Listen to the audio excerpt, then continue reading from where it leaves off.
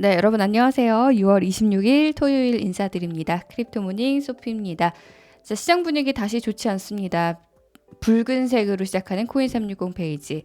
비트코인 등 디지털 자산들 짙은 하락세 속에서 거래를 시작합니다. 코인마켓캡으로 확인해본 비트코인이나 이더리움 지표들 다시 하락권으로 돌아섰는데 하락세도 8%가량 나오고 있고요. 비트코인의 경우는 7거래일가 10% 하락입니다. 상위권 디지털 자산들 대부분 하락하고 있는 시장 속에서 비트코인 흐름 잠깐만 확인을 해보시면요. 한때 3만 달러 아래까지 떨어졌었죠. 6월 22일 기준으로 그렇게 떨어졌었는데 반등을 좀 하다가 떨어지고 반등을 하다가 또 다시 지금 좀 고꾸라진 모습이네요. 거래 볼륨 같은 경우는 하락세 와중에도 21%가량 늘고 있는 상황입니다. 자, 대장주 비트코인의 흐름이 좋지 않기 때문에 지금 대부분의 디지털 자산들 같은 흐름 보이고 있는 상황이고요. 상위 20위까지 혹은 범위를 50위까지 넓혀봐도 오르는 종목이 단 한 종목도 없는 상황입니다. 업비트에서도 비슷하죠. 비트코인 7% 하락하면서 다시 3,700만 원대까지 내려앉았고 도지코인 7% 하락하면서 거래대금은 제일 많은 상황입니다. 그 밖에 대부분 하락하는 가운데 STP나 비트코인 캐시 ABC, 톤 같은 것들 소폭 상승하고는 있지만요. 네, 나머지 코인들 분위기는 그다지 좋지 않습니다. 자, 시장 분위기 살펴봤고요. 오늘의 주요 뉴스 짚어보고 오겠습니다.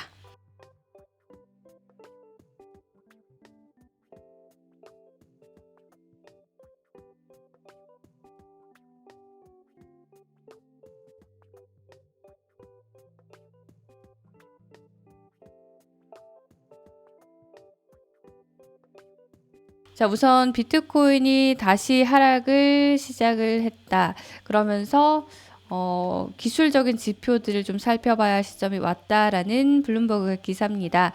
디지털 코인이 현재 시간 금요일 기준으로 3만 1,000달러까지 떨어졌다라는 차트와 함께 이런 얘기를 했는데요.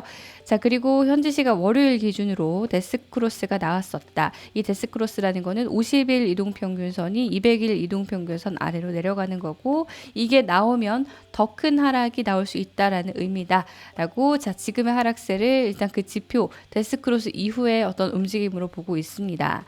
자, 그리고 변동성 면에서는요, 변동성이 정말 많이 좀 뚜렷하죠. 아까 보셨다시피. 그리고 투자자들이 비트코인을 포트폴리오의 하나로 보고 있는 상황에서 이런 종류의 변동성은 그다지 비트코인 그 투자로서의 발전에 좋은 움직임은 아니다라는 그런 인터뷰도 나왔는데요.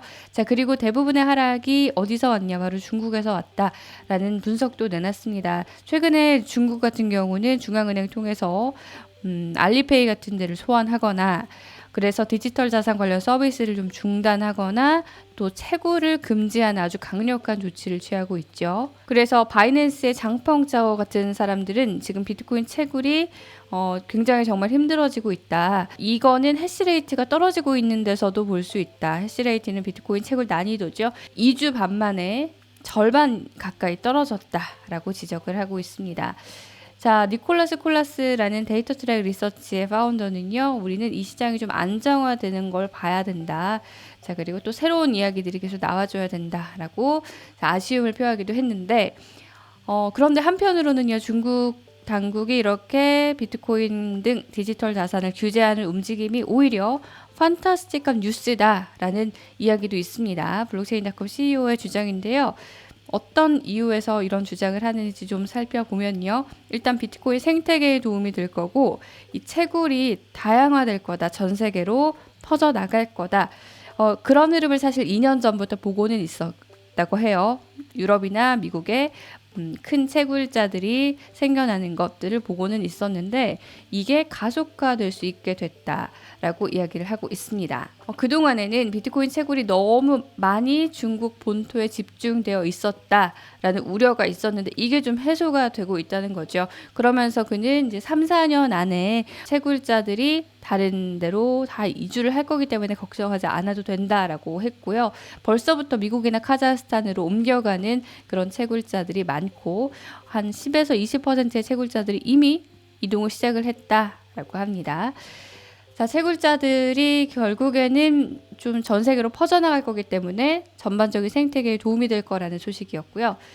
자, 그리고 지금 시장을 하락세로 이끌 수 있는 또 하나의 요인, 제가 GBTC, 그레이스케일 비트코인 트러스트의 언락이라고 말씀을 어제도 드렸었는데, JP모건이 25,000달러까지 비트코인이 추가로 하락할 수 있다. 이것 때문에 자, 이런 구체적인 가격 수치까지 나왔습니다.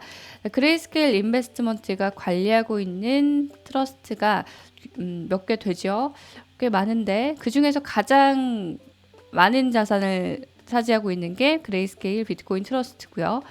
그 밖에 규모가 큰 것이 이더리움 정도고, 이더리움 클래식, 라이트코인 정도인데요. 어쨌든 이렇게 많은 양을 보유하고 있기 때문에 언락된다고 하면 또 영향을 시장에 그만큼 미칠 수가 있겠죠. 이게 지금 7월 정도기 때문에 계속해서 요 뉴스는 좀 지켜보시면 좋을 것 같습니다. 어쨌든 수요와 공급에 의해서 공급이 많아지면 가격이 어느 정도 하락할 수밖에 없는 건 경제학의 원칙이기도 하니까요.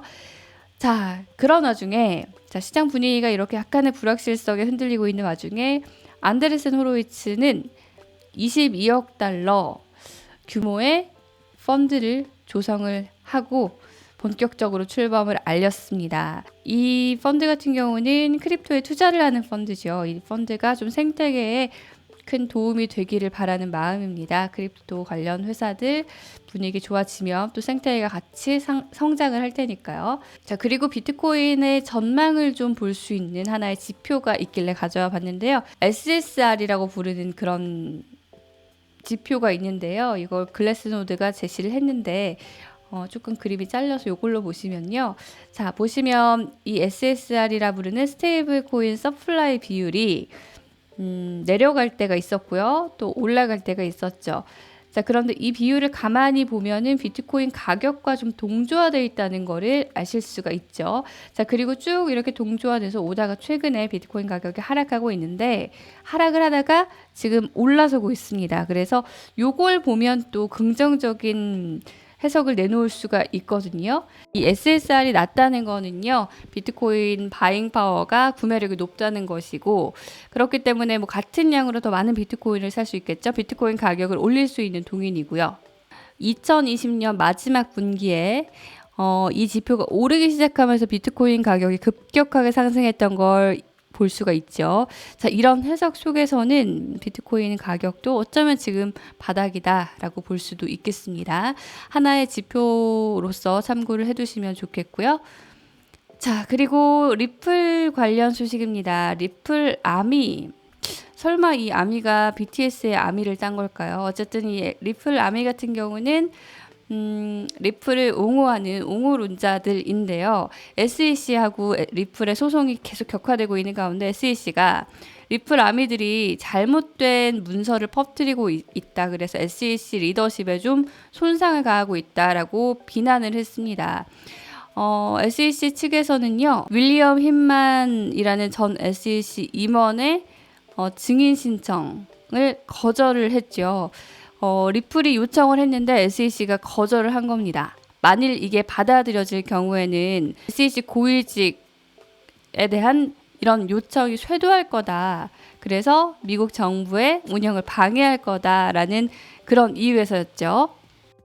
결국에는 힌만 자체에게도 무거운 짐을 지을 수 있는 문제고, 또 SEC의 다른 직원들에게도 좀 부담을 주는 이슈가 될 수 있기 때문에 이거는 막아야 된다 라고 주장을 한 겁니다.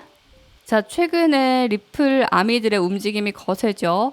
뭐 도마뱀의 비교를 이렇게 한다거나, 또 SEC가 중국 경제를 키워주기 위해서 더 노력을 한다거나, 또 제이 클레이튼 전 SEC 의장이나 힌만에 대해 조사를 해야 한다거나, 이런 이야기들을 온라인을 통해서 많이 하고 있고요. 또 그 SEC 소송이 진행되면서 상장 폐지가 됐던 리플의 재상장 청원 같은 것들도 하고 있는 상황입니다. 지금 리플과 SEC의 소송전은 격화되고 있다는 소식 전해드렸습니다. 솔라나 ETP가 스위스 6 거래소에 상장을 했습니다.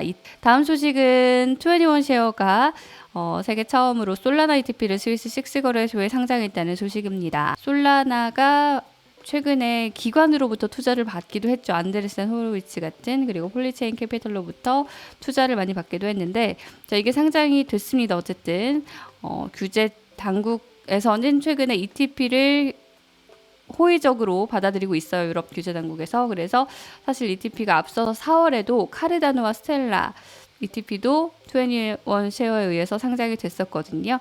이 새로운 ETP가 고객이 원하는 걸 제공할 것이다. 그만큼 고객들이 솔라나 ETP에 관심이 많다라는 뜻이겠죠. 솔라나 ETP는 그리고 슈투트가르트 독일에도 같이 거래가 된다고 합니다. 자, 이렇게 오늘의 주요 뉴스 살펴봤고요. 일정까지 확인해 보시고 오늘 방송을 마무리하겠습니다. 자, 토요일이고요. 6월도 거의 막바지로 치닫고 있습니다. 하락하고 있는 시장 속에서 오늘도 뉴스 전해드렸고요. 저는 내일 다시 인사드리겠습니다. 고맙습니다.